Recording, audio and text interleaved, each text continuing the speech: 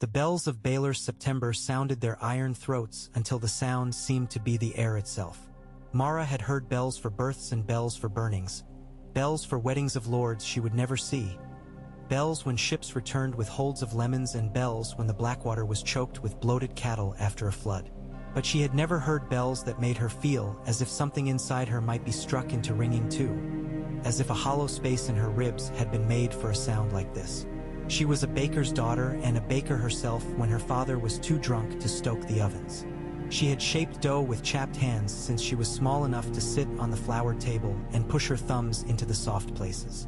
She had watched knights ride by the bakery door with their capes trailing, and had watched gold cloaks swagger over to steal pies with the law behind them. She knew what the streets knew. Law was a cloak men put on to keep themselves from rain while others drowned.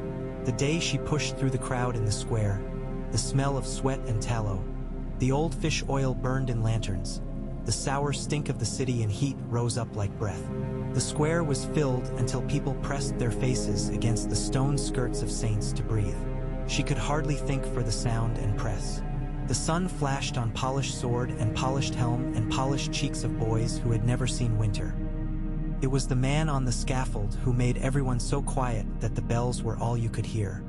He had the look of winter across him, gray of beard, gray of eyes, gray of purpose. His hair caught the sun, and you could see he must have been a handsome man once, one of those true northern men that old Tala at the ovens liked to go on about when she'd had onion beer. Men who kept their word and cut their wood and told their children the truth and sat up with the dead. They said his name was Eddard, and some said he had betrayed a king, and some said he had saved a king and then lost one. She only knew that he stood like a tree stands, simply because it is a tree and there is the ground and there is the sky. He spoke, and the sound of him. He said he had sinned and begged mercy for his daughters. The sound of him slid into that hollow place in her ribs where the bells were ringing. He spoke as if truth had a shape in his mouth even when his words were bent. He spoke as if he understood the price of mercy because he was offering his pride to buy it. A boy king stepped forward. The boy's hair was bright and gold and wrong. His mouth shaped itself around wickedness the way it might have shaped itself around cherries. "Bring me his head," he said, with a child's pleasure in saying something that makes grown men look at you. Even the bells seemed to hesitate. Mara did not know she had moved until she realized she had not moved alone. A woman at her side. Lank hair, cracked lips, the lines of late pregnancy under a patchy dress. Breathed out a single word that might have been prayer and might have been curse. "Mercy?" the woman whispered, and then louder, "Mercy, mercy," and then more voices, "Mercy," until the word rolled like a low tide through the press. It was not a shout. Shouts rise and break. This was a pull, a weight. It dragged on the ankles of the guards and the boy and his mother with the green eyes and the iron smile. Even the headsman shifted, and the sword in his hand tilted, a beam of light sliding off the steel like spilt milk. On the scaffold, the northern man lifted his head as if the weight of mercy was something he could shoulder.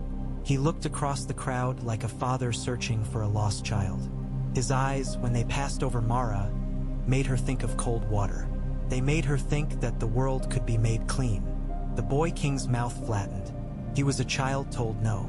"Sare Island," he said again, sharp as a peel when you cut yourself by accident, and then added, delighted by his own cruelty. His head. Somewhere in the crowd a stone rose into the light and fell. It struck a gold cloak's cheekbone and made a noise like a ladle hitting the side of a pan. That was all. One stone. But the gold cloak drew his sword as if that stone had been a ball made of insults, and steel came out of 100 scabbards at once, and the crowd lurched as one, listening to its own courage as if it were bells. Mara did not remember picking up the second stone. She only remembered her arm moving and the stone leaving her hand. It struck the wood of the scaffold and knocked a splinter free. The splinter spun in the air, and she followed it with her eyes because she could not bear to look at the man kneeling. The splinter fell like a sliver of the sky. One of the gold cloaks lunged at the woman who had said mercy, and would have split her open if a smith had not thrown himself forward, hammer first. The hammer rang on the soldier's helm, and the man went down to his knees and then to his face. The crowd inhaled together, a great windy sound, and then it moved. The first rank of the gold cloaks braced, shields up, but there were too many people and there were no ranks to the people. There were mothers with broom handles and boys with slings. There were men with knives that had cut bread and would cut flesh. There were old men with staffs that had been walking sticks and could be new again. A fishmonger swung a hook and brought down a horse. A grubby child with a pot cracked it over a helmet. Mercy, they shouted, and no, and bread, and justice, and no more. And the words tangled in the air and made a net, and the net dragged down the shining men. There are moments when a city chooses what it is, and the city is not bishops or banners or the men who think the city is the look they give it from a balcony. The city is the woman with broken nails and the slung pot and the smith with his hammer and the old man who lifts his staff to block a sword that would cut the boy in half. The city is the boy who runs where the horse would run and yanks its bridle and whispers kindness to it so that it turns instead of trampling. The city is a baker's daughter who finds that stones are easy to lift. The sword rose in the headsman's hands, and a boy's cry sharpened into laughter on the platform, and a hand like a paw of a dog at a butcher's door reached and closed around the blade. Blood sheeted from the palm. The headsman jerked, surprised, and found his arm dragged by men who had come out of the crowd as if they had been grown in it. Two smiths with aprons still on, black with soot, a mason with dust in his beard, a woman in a blue scarf with the eyes of a hawk. They bore him down, and the sword clanged on the boards and went sliding. And the northern man looked at the sword, and then not at the sword, and then at the boy with the golden hair. "Not this way," the northern man said, "but not to the boy." He said it to the air. He said it to a vow. Mara's hands were sticky with some man's blood she had pushed. She felt it and felt nothing else until the crowd surged up the steps like a dark tide. She went with them because there was no choice. Her foot slipped on a bead of the headsman's sweat, and then she was on the platform and her shoulder slammed into a post and she could see the boy's face, pale and eager and small. The knight with the burnt face snarled, "Blades out," and then checked as someone lit a cart of pitch and shoved it. Fire devoured the edge of the platform. Heat rolled. The green-eyed woman had disappeared as cleanly as if she had never stood there. Guard lines seeded from the dais and struck like spears, the gold cloaks trying to split the sea. But the sea had depth, and men had come with ropes meant for moving oxen, and the ropes wound around armored ankles and pulled, and men in plenty were as heavy as iron when they wanted you to fall. Someone cut the northern man's bonds. His knees buckled and he put a hand to the block as if to steady himself, and then he stood because he had been told to kneel, and he would not turn that kneel into a lesson he gave to anyone else. He looked out at the city that had decided, and his mouth was fierce with pity. It was a strange expression that could look like scorn if you did not know anything about pity. "Back!" someone shouted at him, and another, "Down, my lord!" And the city arranged itself around him. They lifted him and dragged him and shielded him with their bodies and with their will and with whatever they had. Cobbler's boy took an arrow. A man who sold onions took a spear to the meat of his thigh and used the spear as a cane and kept moving. A woman with a baby lashed to her chest snapped a broom in half and laid about with it like a cutlass. The city bled and laughed and cried and swore and found itself good. In a high window, a soft man with soft hands watched the river of change. He put a round pink fingertip to the glass as if he could feel the heat of it, and he smiled the sad smile of a man who knows exactly what he is and cannot bear to be praised for it. "So," he said to the empty air, and the little birds he had paid to fly into the crowds and say, "Mercy and good man," and he did right, found themselves in a gust stronger than gold. They took the steps. They took the square. They took the streets that fed the square. They set up boards and barrels and carts and chairs and bodies and made barricades the way a woman makes a stew, out of what there is, to feed who needs feeding.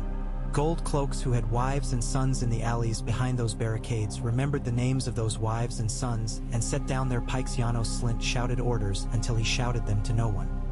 He used his search voice, the one he used for his children when they hid in the baskets, and it did not help him find his men any more than it had helped him find his little boy in a hiding place once, because the little boy had been under the bed, and now the men were under their vows, folded up tight like blankets.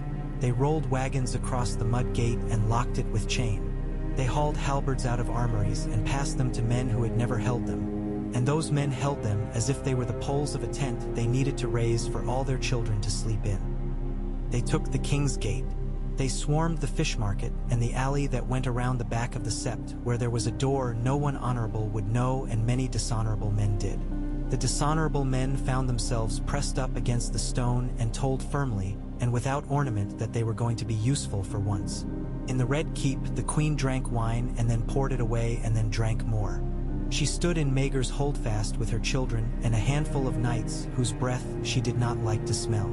They will grow tired, she said, to the room, to herself, to the world that had always listened to her. They are rats and rats tire. But she heard, through the high narrow windows, a new sound, layered over the bells and the screams and the iron on iron. She heard singing. Mara did not know the words. Her mother had known them, maybe. Her grandmother had. Some old rhyme in the city's bones, half prayer, half marching song. The father hears, the mother spares. And then nonsense about barley and salt and 7 doors and 7 days. She found she was singing too. Bread in her throat and iron in her hands. Gendry was there, though she did not know his name. He had come because he was tall and because no one had told him not to and because he had watched the sword and the man and felt something hit him in the chest like a smith's hammer. He lifted a bar he could have sworn weighed 1,000 pounds with another man's help and wedged it across a gate and found he could breathe better, as if the bar were set across his own heart. The hound rode out and then rode back. Fire hopped like a drunk in a red cloak between the barricades. His horse trembled, and he whispered to it the way a man whispers to his last friend.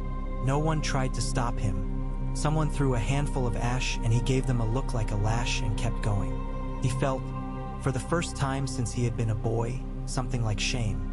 Not for fear of fire that never left him, but for a way of standing that made him feel he would die without anyone singing. They hid the northern man in the belly of a bakery that had been a bakery when there were dragons. Old Tala pushed him into the flour bin and told him to lie still and not to breathe hard. Flour puffed up in white clouds around the gray of his hair until he looked like a ghost of a winter's morning. He lay with his mouth full of bread dust and thought of the snow at Winterfell, how it used to lie blue and soft before men touched it. Varys visited him by not visiting him. He walked by the bakery and did not look at it. And later a boy came with a saucer full of oil and a candle that would not blow out and a scrap of parchment rolled into the hollow of a loaf. The parchment said only wait. The northern man did, because that was his gift, better than sword or crown or judgment. Patience. By night, the city glowed in places where it burned and glowed in places where it hoped. The guilds met in the cloth hall with its carved beams, and the small septons came in their browns and grays, and 4 old women in widows' veils brought stools because their knees were bad. The whole of the city could not fit in that hall, but as many as could fit tried. It was not a thing the city often did. The city usually accepted what was done to it. The old women sat with their thin hands on their knees and looked at the men with rings on their fingers and the women with hands cracked from carrying buckets and said very simply, "No more. Bread," someone said. "Bread," the room answered. "Justice," cried another voice. "Justice." It came back, layered and braided with laughter and sobbing and the sound of someone coughing. "The queen. Let her sit alone in her pretty chambers and drink alone." The room murmured, and it was a horrible, beautiful sound, pity entwined with fury. At dawn the bells faltered and then steadied again, resolute. The gold cloaks who had put down their pikes put on armbands made of torn silks. Green, for the father, they said, or perhaps because green was the only silk the seamsters had plenty of. They went house to house in the shadow of the Red Keep and drew chalk wolves on doors where women had given them water. Wolves bloomed over the city like some rare moss, soft, stubborn, winter true. They found the vault Varys wanted them to find. They found the passage that even the queen had not thought to guard because it was surely too narrow for grown men to squeeze through. Gendry squeezed. So did the baker's daughter and the mason and the man with the spear he used as a cane. They moved like a vein under stone. When the inner postern opened on a breath of cooler air, They were in the kitchens of the Red Keep, and every turn afterward was an argument with fear. It smelled of cloves and blood. They went quiet as cats and then were not quiet, because time ran out and chance that had been their friend became a stranger.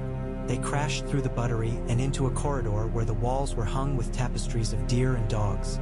And the dogs looked at them with the astonishment of animals that have never known humans to be human. In the bedchamber, the boy king had fallen asleep in his clothes, his hand tangled in a chain of gold. The queen's chamber was empty, the shutters nailed shut from the inside. "She's gone," someone said. "She slipped the drawbridge to Magers and fled to the gods nowhere," another answered. There was a smear of wine on the table like blood.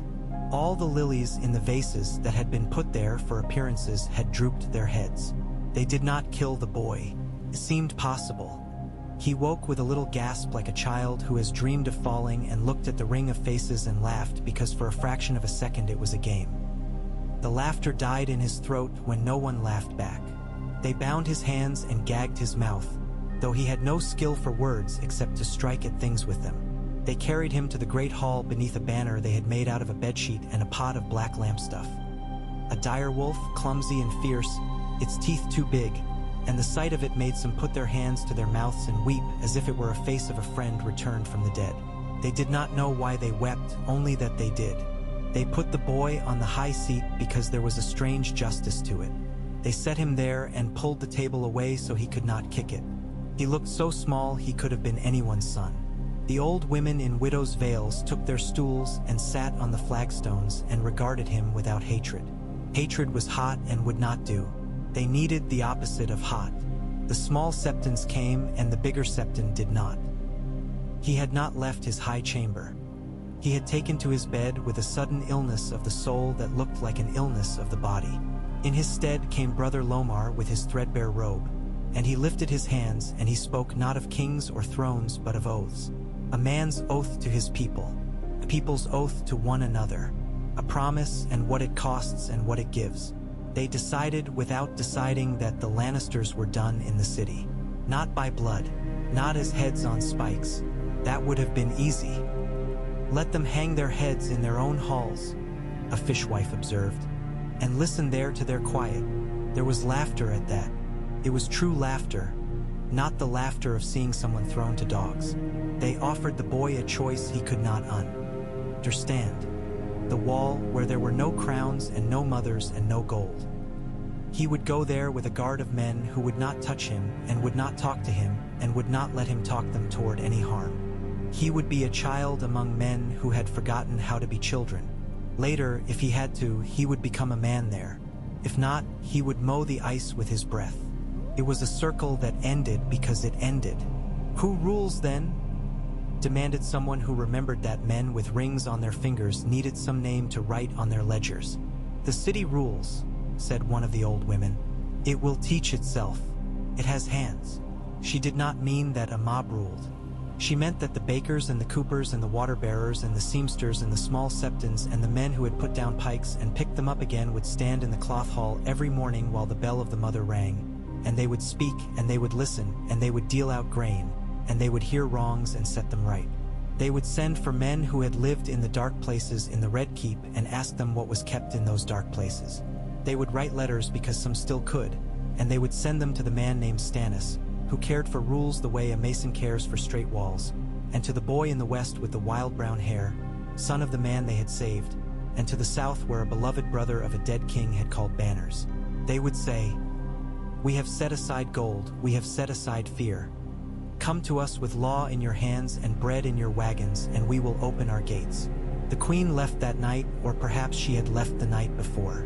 She had wrapped herself in silence and taken the path hewn under the keep for kings who feared mobs and fires and judgment alike. She slipped out with a boy who did not cry lightly and a few men who knew how to ride without being seen. She rode for the west, toward a father she could trust to make order with the only tools he owned. She did not look back when the bell of the mother rang slow and thoughtful over the water. The next days broke, and broke, and broke, and men and women mended them. The gold cloaks, who had been ordered to be lions, learned to be men. They learned to take their meals with the men who hammered iron and the women who sold fish. They learned to lay aside the habit of swagger as a dog lays aside its winter coat. Some did not learn, and those were sent away, not to be shamed but to be absent, which was worse. They found Lord Eddard in the bakery when the flour had settled and the air smelled of warm bread again. He emerged with flour on his lashes like frost. He bowed his head as if the weight of a crown had been put on it and he had not asked for it. He did not ask for anything. He sat in the cloth hall on a bench like the others and spoke when asked. He had a wound on his leg that needed a leech's mouth. He had sorrow in his eyes that needed nothing because sorrow is its own leech. He did not take the throne they offered him. He helped them write the letters.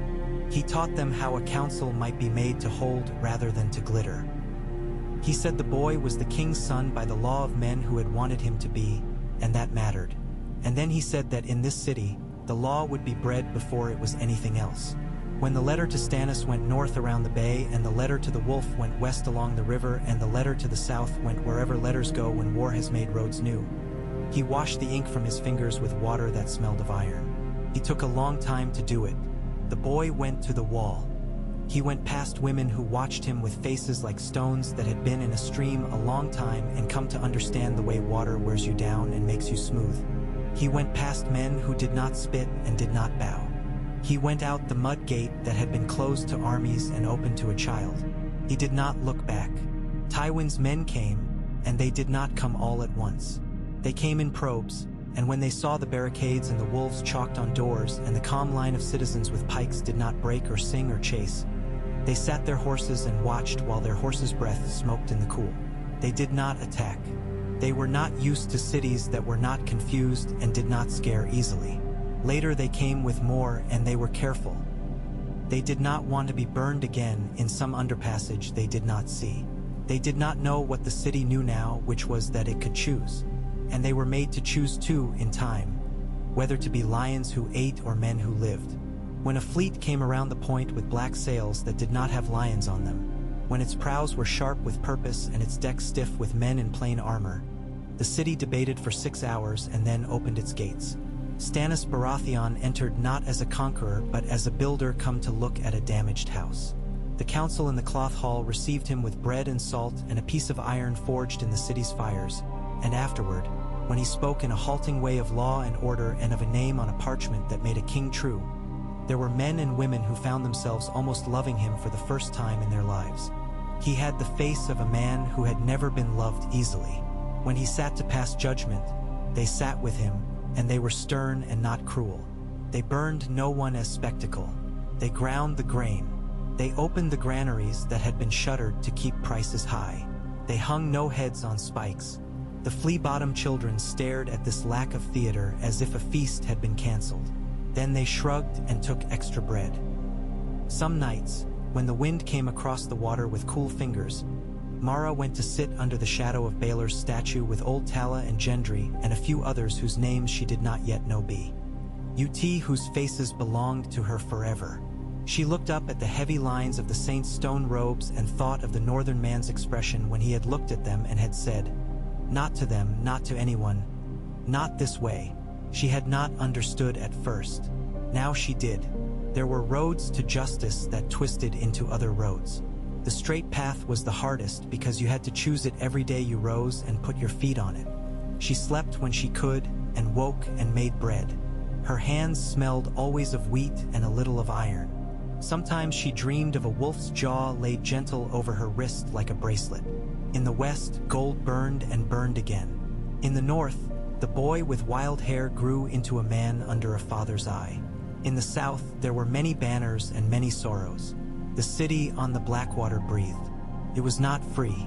Nothing is free that feeds as many mouths as it does. But it was honest with itself when it had not been, and that was a kind of freedom not even kings can order made. On a cold morning, the bells rang for the dead in a quiet way, with the bite of frost in the bronze.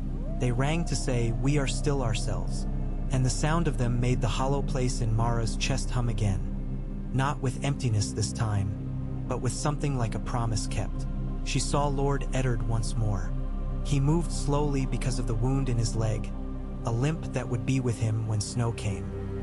He walked through the market, and the people parted for him because they couldn't help it and because he didn't ask it. He bought an onion and weighed it in his palm and paid the right price and would not be made to pay less. He looked over his shoulder toward the river, toward whatever would carry him north when judgment was done. The wind smelled of salt and olive smoke. "I will go home," he said to no one, and Mara smiled because he said it like a man who understood that you can only go home if you leave something of yourself where you've been.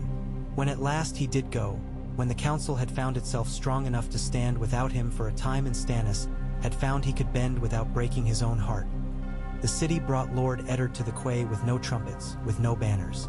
They brought him down with their hands, 20 steady men making a chair of their arms, and set him in the boat, and he looked up at them with his gray water eyes. He put his palm to his heart the way a poor man does who has no other coin in his pocket worth giving, and the boat slipped out into the black water and caught the current, and he went north wearing the city like a mantle he had not wanted and had not taken and which had nevertheless wrapped itself around his shoulders and would warm him in winter. Long after, men would say that the Lannisters had been cast down by this lord or that law. People who loved lists would argue about the days and the orders given and the letters sent. The bakers' daughters and the smiths and the old women on their stools in the cloth hall knew different. They knew it had been a word, one old as water and as quick to be fouled. Mercy. They had said it together for a man who kept his vows, and had found they could say it for themselves, and then for others. It had tasted of wheat and iron and smoke. It had been hard to swallow and nourishing. Under that word, the city had stood up. Under that word, it had learned to keep standing. And when Mara's fingers, old and cracked again, pressed the dough into loaves one late autumn when the first true wind off the bay had the smell of cold on it, she felt that humming in the hollow of her chest one more time and thought, the bells are not only in the towers, they are in us. We ring when we must. We ring when we are called. We ring. She set the loaves on the peel and slid them into the mouth of the oven, and the fire inside seemed, for a second, like the small, stern light that keeps a city from slipping back into dark. The cell was wet in ways that stone should not be wet. Eddard woke to the sound of his own breath catching on iron taste and counted the drips in the black. They were clocks that didn't agree with one another. A man who had spent his life with snow for a calendar, with the turning of seasons marked by the call of geese, learned quick which noises to trust. He trusted the scrape that wasn't a rat because it tried to be a rat and failed. "Lord Stark," said the scrape, and a door he had not known was a door whispered open. A figure slid in from the dark like smoke finding cracks. Eddard didn't try to rise. Pain had made bargains with him and the terms were strict. "Is it you?" he said, which was neither thanks nor accusation. And the man's breath was very close and smelled of something sweet that wanted to be flowers and couldn't manage it. "It is me," said the man who had 1,000 faces and one name that held none. "I am the friend that friends like you cannot have." Afterward, Eddard could not say how long the moving took. Pain steals time and generosity returns it in strange coin. They put wine in him with a silly straw that made him want to laugh like a boy. They put gray, shapeless clothes on him and a hood and a chain of wooden beads around his neck, so that if you saw him from a distance you could think he was a brother who had given up speech to better find true words. He thought of all the lies he had not told in his life and felt the lie like a splinter under a nail. Small, shocking, not fatal. He pressed it deeper. It would have to be born. They took him through a corridor of air. No light, stones weeping. The man, his rescuer, spoke just enough to give orders with his hands. Men grow good at the language of hands when their work is to draw threads tight in places where voice would be betrayal. Once, Eddard felt a guard pass so close the man's cloak brushed his knee. The ripples of that brush went through him until his jaw ached, and he had to think of winter wheat under frost to keep from rising. When they surfaced, it was into a church that smelled of old wax and older prayers. The nave was empty. The man's birds had flown ahead. A woman waited with a boy's cloak and a mule whose eyes were resigned. Eddard put the cloak on. He held himself like the man he was supposed to be, hunched against the world, empty except for a stubborn candle of a vow. He didn't look at the altar. He did not make promises twice. They put him on the mule and waited for nothing.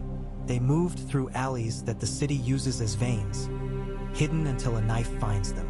They came out under a bridge where piss dripped in a steady silver line, into the road, into the crowd of men going north who had been caught up in the net of duty or desperation. Some wore chains already and looked as if they were testing the fit. In their eye there was something Eddard recognized. Those who go to the wall had made a bargain with their own souls and gotten a hard price.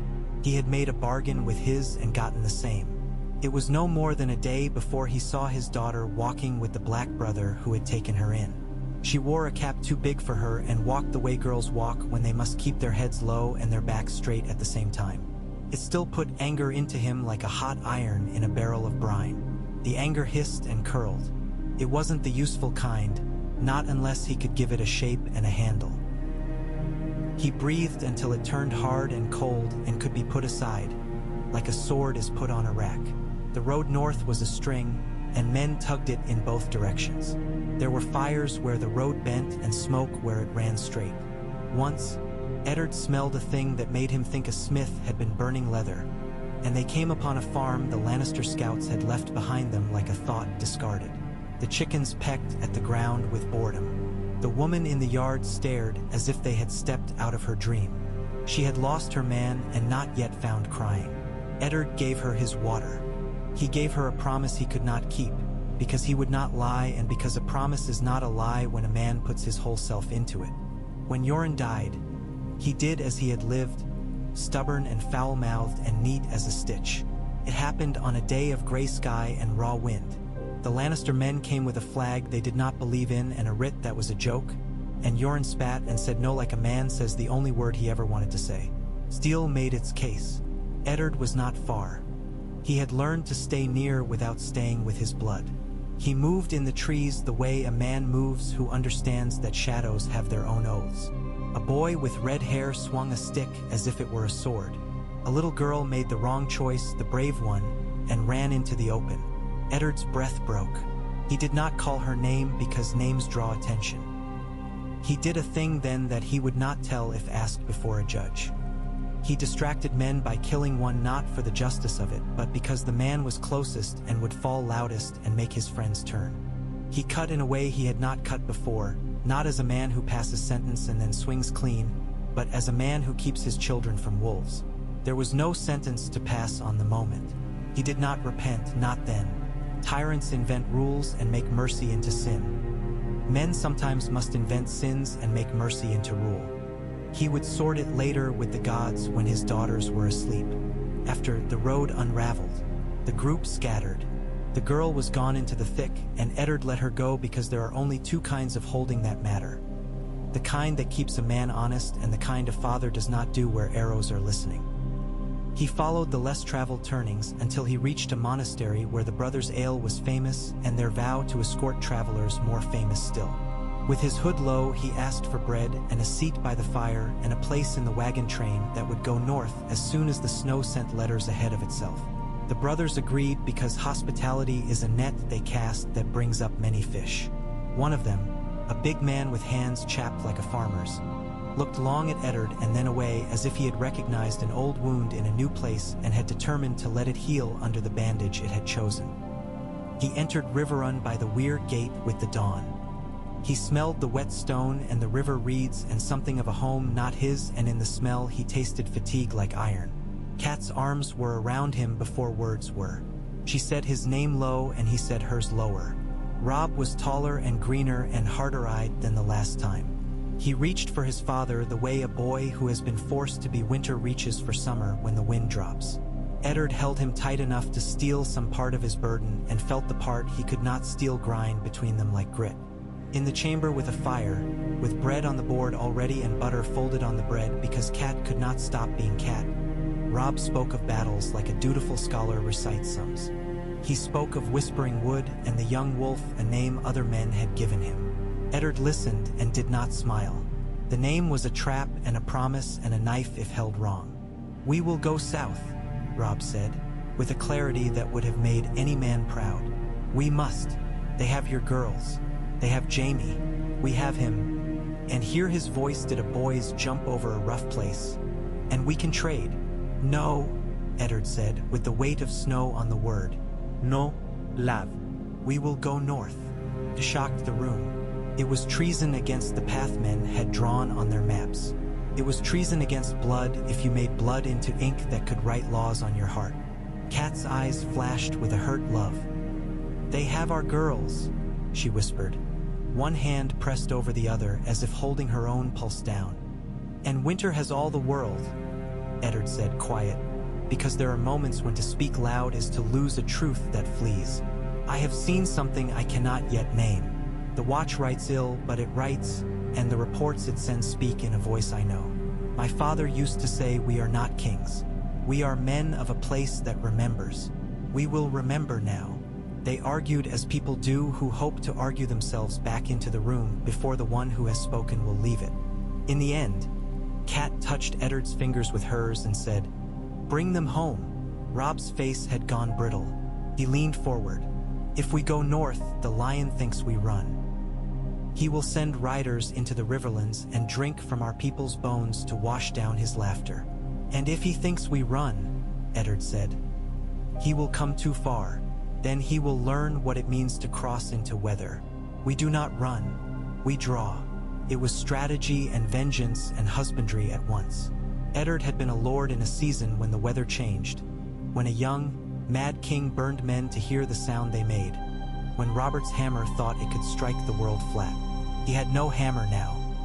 He had patience and the north and a kind of rage he had kept in a gray room inside himself all his life without quite admitting it was there. He opened the door to it and took out what was useful and put the rest back, careful as a man puts away a blade. They split the host. Men who had learned Rob's hand kept the westward pressure. Men who had known Eddard's way since boyhood bowed their shaggy heads and turned their horses north.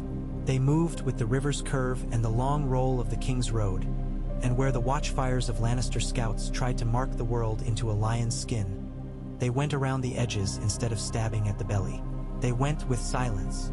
They took food from men who could spare it and paid in silver that had been hidden in the winter storerooms all his life against famine or tax or war that eats more than both. At the twins, Eddard did not seek to charm. He did not tell Walder Frey what he thought of him. He made an accounting. "You will open your gates," he said, "and you will be paid.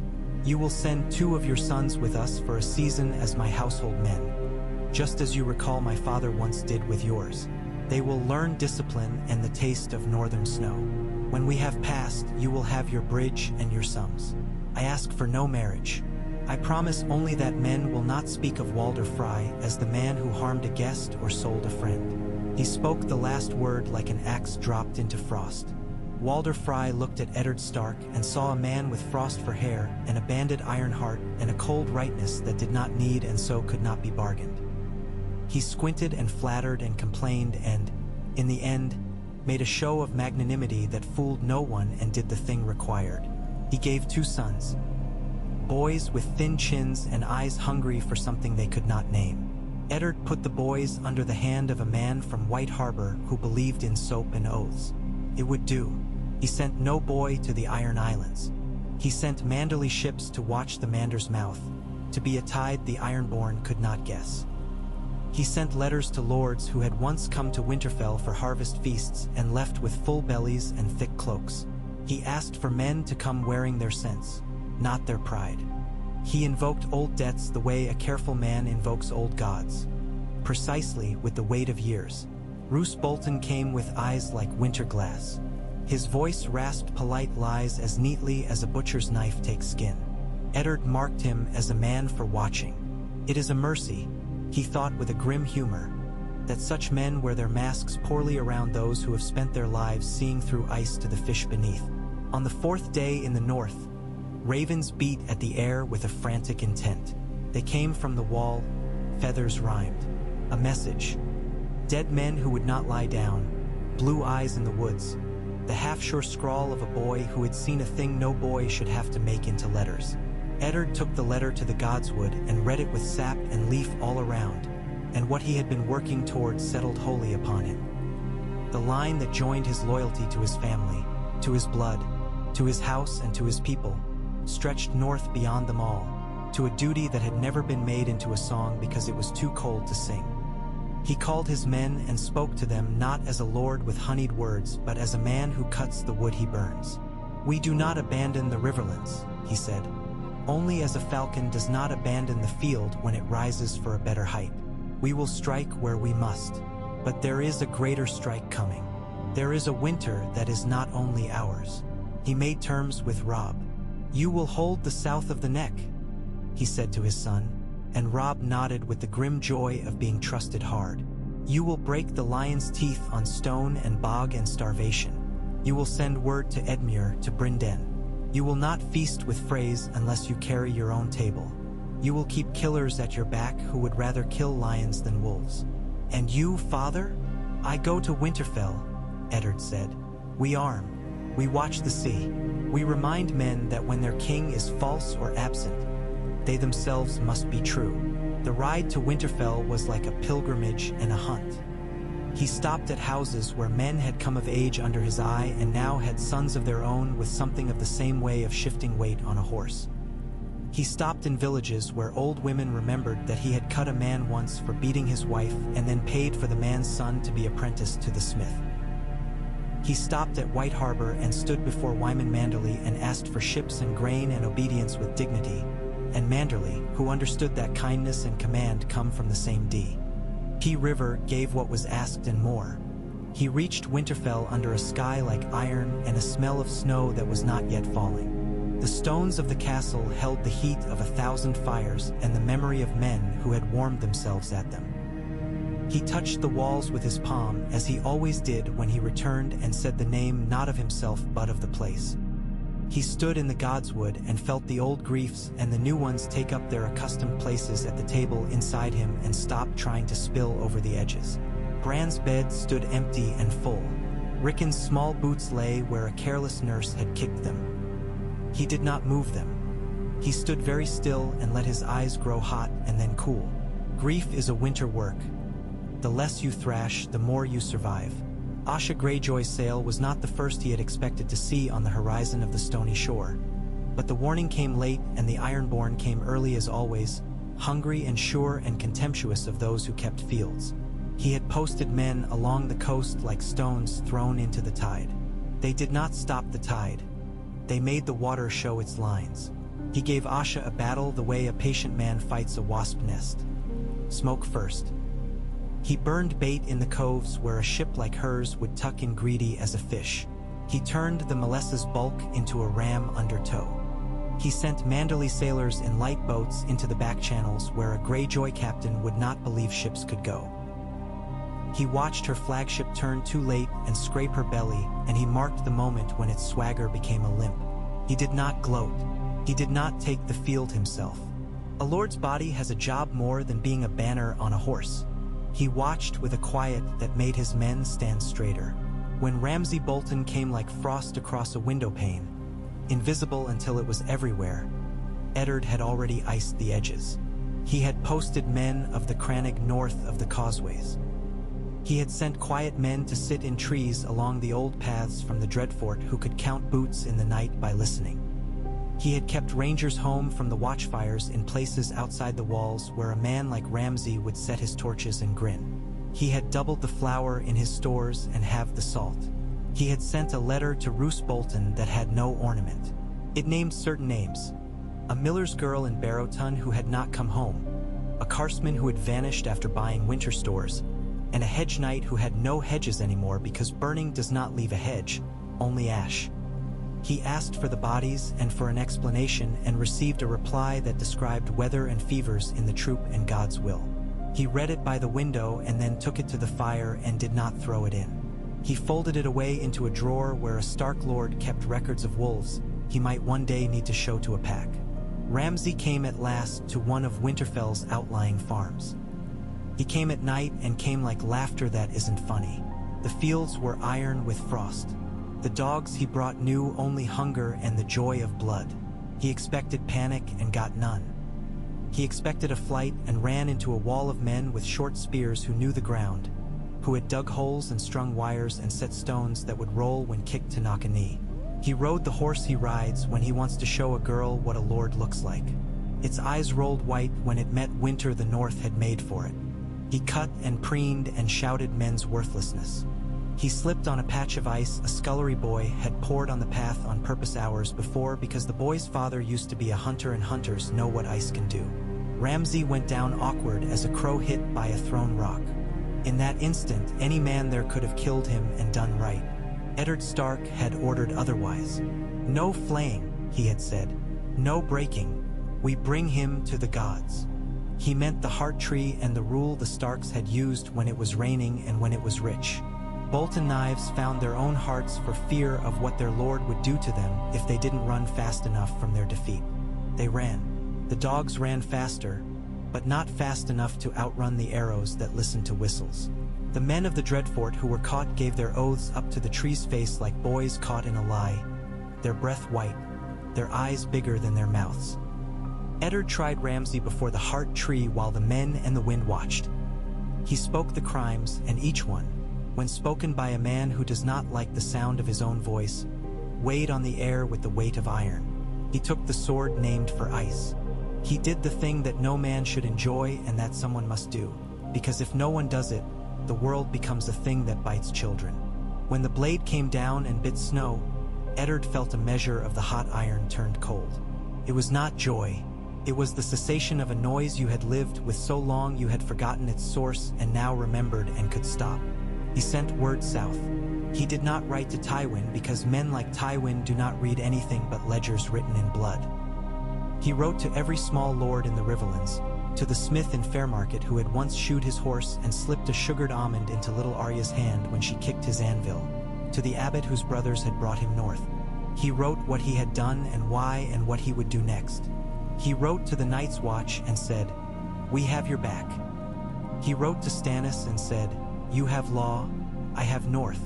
Let us do the thing neither can alone." He got a letter back from Stannis with a line that was almost a joke. "I cannot love you for your softness," it said, "only for your iron." News came of Robb breaking columns of Lannister riders on the causeways where the bog had eaten better than men had. News came of Jaime paced behind walls with a patience that surprised him and of Cat moving the world not with armies but with what the world owed a woman who had been faithful to it. News came of Sansa in a place of safety that had cost less than it might have because not every Lannister wore gold in his heart as on his clothes. News came of Arya as wind and rumor. Eddard took rumor like a crust when there was no loaf, kept a man alive.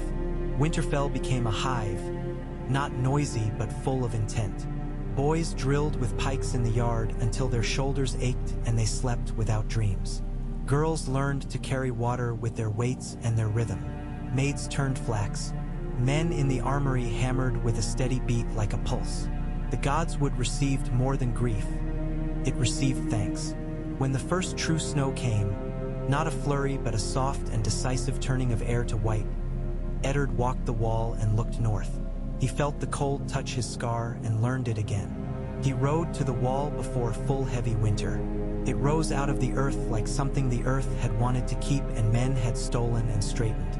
At Castle Black, the men he met were boys and tired men, and the kind of men who had found a last place that would not turn them away. They swore the oath and sometimes meant it, which was enough when they were watched by someone who always meant his. Jeor Mormont received Eddard with the ease of a man who has no time for ease. He put a squirming bundle on the table, furs around a shape that writhed, and Eddard looked down at a thing that had been a man until the blue had eaten its eyes. He put his palm close to its face and felt a cold that made all the winter he had known seem like a warm hand. He pulled his hand away at once because there are things you do not touch even to know. You know them without touching. They took the lesson with them when they returned to Winterfell. Firewood was laid by in measure as if for famine. Salt beef and dried apples came in from every manor, and every farm like sin brought to a confessional that would not judge only to prepare. Eddard walked the walls every day at midday like the sun, and every night at the changing hour when the world catches itself between sighs. He spoke to the men who would lead when he was gone. He did not choose men who wanted it most. He chose those who disliked that they were asked and did it without drama, the way a man takes off his boots at the door because the house is clean. When at last the lion tried to come north past the ruined towers of the Neck, when he found that men in mud and reeds can be a wall that moves, when he discovered that winter is not only cold but also clever, Eddard was ready not to crush him but to starve him. He wanted to strike and did, but he struck in the way a man of the north strikes, and then waits and then strikes again. The lion shrank on the map. The wind spoke in a voice that was not quite words. Eddard listened. He heard something like the beginning of a prayer and the ending of a curse. He spoke neither aloud. He rested his hand on the parapet and felt it hold him. On a day when the sky was like slate and the snow fell soft as wool, Sansa came into the yard at Winterfell with her head high and her eyes older. The gate guards saw her and did not shout for joy because the joy was too big for shouting. They blew the horn used for the return of men who had not been expected. Eddard went down the steps slower than he would have liked and found her there. Her hair grown and braided in a way she had taught herself because women teach themselves to live. He took her into his arms with a care that broke him more than any battle had. She did not speak for a long time, and then she did. She told him a story without kings at the center. People instead. A girl who had given her a stale crust because she could not bear to watch a lady starve. A guardsman who looked away at the right time as if he had a mote in his eye. A soft man who told hard truths not because he loved them but because he could use them. And a woman with green eyes who believed the world owed her everything and had not yet learned what a debt does to a soul. He listened until his knees hurt. He listened until the cold bit his ears. He listened as if listening were all the work a man is born to. Arya came later, a rumor-turned person on a spring day that smelled of mud and possibility. She rode into the yard standing up on a pony because of course she did. She threw herself at him and smelled of horse and bread and smoke and water. She told a different story with the same truth in it. The world is large and people are many, and you cannot always tell which ones keep oaths by the way they carry their swords. He put his hand on her head and felt the little bumps of a skull that had learned too much and wished to learn more. In the great hall, under banners that were patches on a cloak stretched now to cover an army, Eddard spoke to the lords of the north and to the farmers and to the men from the White Knife who had rowed upstream to bring fish to those who forgot that salt water feeds salt hearts. He told them what he had done and what he had seen. He told them that revenge had brought him north and had turned into a different thing. Call it guard, call it duty, old words used up and made new by necessity. He said it without self and without pride. He said it as if he were telling how to cut kindling without wasting wood. When summer returned as a rumor rather than as a season, when the king in the south had been decided by others and the lion had lost his taste for the cold, men still came to Winterfell as they always had, with disputes about boundary stones and dowries and a pig that had killed a boy. Eddard sat and listened and judged and learned again that the great war is made of many small nights spent listening to people who cannot speak except to someone who will listen. He went to the godswood and put his palm to the heart tree and asked it to watch while he slept. If, when he woke in the night, he sometimes the golden boy's face pale against the rough wood of a scaffold, or the green eyes of a queen as she tasted wine for steadiness because she had found fear too late, or the wolf's head on a sheet carried like a banner by hands with flour on them, he did not tell anyone. He let those ghosts sit at the table where grief did and where relief did too. He fed them a little of his sleep and bade them be quiet. He could hear beyond them. He could hear wind. He could hear children's laughter on the inner ward. He could hear the sound steel makes when you touch it lightly to see if it is sharp. On a night when the air was so cold the stars made a squeak when you looked at them, he stood on the wall and the watchman beside him stamped. "My lord," the watchman said, embarrassed by the need to speak. "My lord, are we safe now?" Eddard thought of all the words there are for safety and how none is true for long. He put his hand on the parapet again to feel the stone, and through it the long story of men's intentions that had been poured into it by hand and by will and by the weight of children leaning from it to see the snow. He said, "We are as safe as men can make one another." It was not a promise that winter would keep. It was all the same a promise worth making. He had marched north for vengeance and found there is a kind that does not strike but endures. He had kept faith with his blood and with those who were not his blood but were his to keep alive. He had learned that honor and cunning are not enemies when the cold comes for the world. He had tightened the laces of the boot that is the north and made it fit. He had given the lion a chill it would not forget. He had made ready for a thing that had no eyes and too much hunger. He had, at last, done the thing he had been born to do, to make winter into something people could live through. Dawn came like a thought and then like a decision. He watched the light find the first mark on the snow, where a fox had walked. The fox's track bent toward the wood. He thought of Sansa and Arya and Bran and Rickon and of Robb riding south again one day with the weight of a place on his back and a fairness in his bones. He thought of Catelyn with her hands braided in their particular strength. He thought of wolves that had learned to be both hungry and patient. "Good," Eddard said, and did not know to what he said it, only that it was true. He went down into the house that had his breath in its walls, and into the day, and into the work that would not end.